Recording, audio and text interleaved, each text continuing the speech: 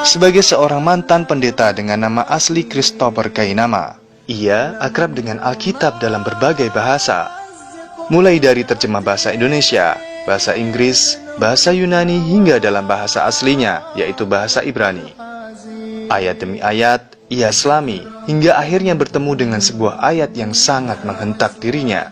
Yang paling memukul saya itu adalah Yohanes pasal 5 ayat 30. Itu paling memukul saya, bahwa saya harus mengikuti anjuran beliau Yesus, beliau Isa alaihissalam, Nabi Allah ini, untuk patuh dan mengikuti Nabi setelah dia. Setelah saya baca ini Yohanes pasal 5 ayat 30, itu saya tadinya saya masih, oh dia memberitakan bahwa akan ada Nabi gitu, tapi saya tidak puff gitu untuk ke situ gitu ya, untuk ikutin, enggak, aku tetap sama dia aja gitu. Tapi setelah baca ini, apa katanya Ustaz? Nah udah, aku tidak dapat berbuat apa-apa. Berarti kalaupun aku ikutin dia, tidak ada cara lain, aku harus ikut yang dia bilang tadi. Ia yang akan datang, dia akan mengajarkan kamu, akan mengembalikan kamu kepada seluruh kebenaran. Yang aku ikuti sebagai Tuhan dan Juru Selamat ini, bahkan dia bilang aku tidak dapat berbuat apa-apa. Apa Ustaz? Aku tidak dapat berbuat apa-apa. Aku tidak dapat berbuat apa-apa dari diriku sendiri. Aku menghakimi sesuai dengan apa yang aku dengar, dan penghakimanku adil. Sebab aku tidak menuruti kehendakku sendiri, melainkan kehendak Dia yang mengutus aku. Dia utusan, mentok Ustaz, mentok saya. Yesus yang aku agungkan, bahkan aku diampuni dosaku, ternyata dia tidak bisa berbuat apa-apa. Bukan saya yang bilang, beliau, dan aku masih cinta sama beliau. Dan semua orang muslim di seluruh jagat raya ini memuliakan Isa kok, cinta sama dia. Sampai dibilang Isa ibnu Maryam, Isa Rasulullah, Isa Nabi Allah, Isa alaihissalam, Isa al-Masihu, dimuliakan habis-habisan. Karena dia fair. Karena dia fair. Dia bilang, aku tidak bisa berbuat apa-apa dari diriku sendiri. Terus kamu apa dari aku? Ikutilah dia yang akan datang setelah aku, yang akan menuntun kamu kepada seluruh kebenaran. Namanya Muhammadin. Dia dapat kitab dan dia tidak dapat membaca. Dan kuncinya, dia akan membawa kamu kepada Qul huwallahu ahad. Saya tidak menyerang, saya tidak menghina, tidak insulting, tidak underestimate, tidak. Aku sayang dan aku muliakan. Aku tidak menyalahkan Bible kok, nggak pernah. Justru aku bilang Bible benar. Ada mungkin yang sudah dirubah menurut pengakuan dari Bapak gereja yang dihormati, yaitu Paus Benediktus ke-16 pun dia keluarkan statement tentang ayat-ayat yang adalah imbuhan.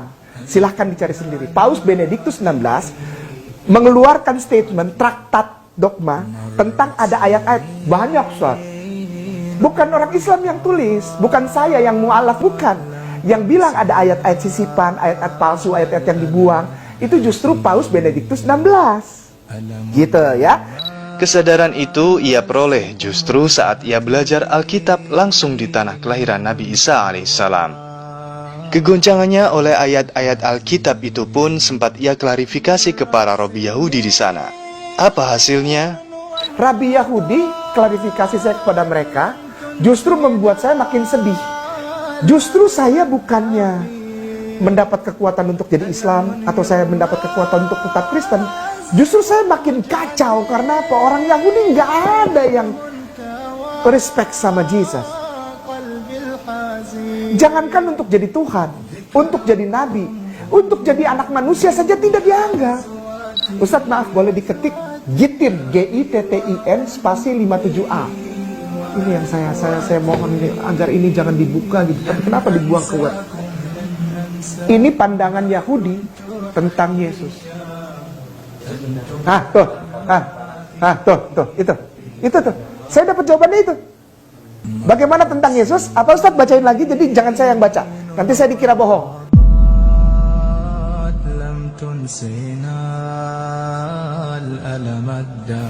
Orang Islam bilang begitu? Tidak. Orang Islam memuliakan Isa alaihissalam. Terus kenapa orang Kristen dan Katolik benci sama orang Islam? Janganlah. Ya, toleran gak orang Islam? Toleran, karena kita memuliakan. 25 kali nama Isa alaihissalam dalam Al-Quranul Karim. Bahkan kita berikan surat khusus kepada maminya, opanya kita Al-Quran ada. Ini yang membuat saya pikir, bagaimana kalau aku tanya tentang Islam? Apakah percaya, Rabai? Do you believe, Rabai, that Al-Quran, the holy scripture of Muslimin, is the real holy scripture? Is the word of God. Be careful for your mouth. Hati-hati ngomong. Begitulah reaksi beberapa Robi Yahudi yang ditemuinya saat ia bertanya tentang Al-Quran. Mereka mengakui bahwa Al-Quran itu firman Allah. Lalu, bagaimana pendapat mereka tentang kerasulan Muhammad SAW? Gak boleh ngomong sembarangan Al-Quran. Saya nyeletuk lagi, kalau gitu, apakah benar Muhammad itu adalah Nabi?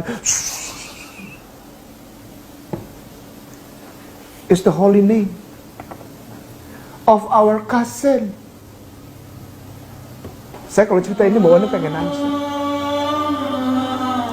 Mereka kelas kepala padahal mereka tahu. Saya nggak pernah benci Yahudi, saya nggak pernah benci. Kelakuan Zion itu yang perlu dibenci. Zionis, Zion itu beda kelompok sama Yahudi, beda. Ada bagian besar dari Yahudi yang ikut Zion. Tapi ada Yahudi yang mengerti asasnya. Dia bersikeras pegang, kami mengikuti Torah. Padahal kalau dia benar-benar ikut Torah, dia harusnya jadi Islam. Ada Yahudi yang gitu. Ketika saya konfirmasi ini, saya mendapatkan pemaparan yang justru menguatkan saya untuk mengikuti kata-kata Yesus yang tadi Ustaz bilang. Pertanyaannya, saya konfirmasi kata-kata Yesus, tapi saya tidak dapat. Yang saya dapat justru confirm kekuatan. Saya di-encourage untuk membenarkan kata-kata Yesus untuk menjadi pengikut Rasulullah. Karena ketika saya mengikuti dan mencintai Rasulullah, saya sudah memuji nabi-nabi yang lain 2 kali.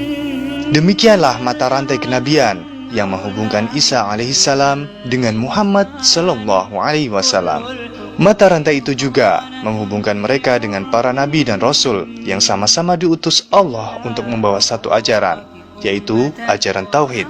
Bila seorang Christopher Kainama yang non-muslim mendapatkan hidayah dengan mendalami sosok Nabi Isa alaihissalam, bagaimana dengan seorang muslim yang mendalami biografi Isa putra Maryam ini?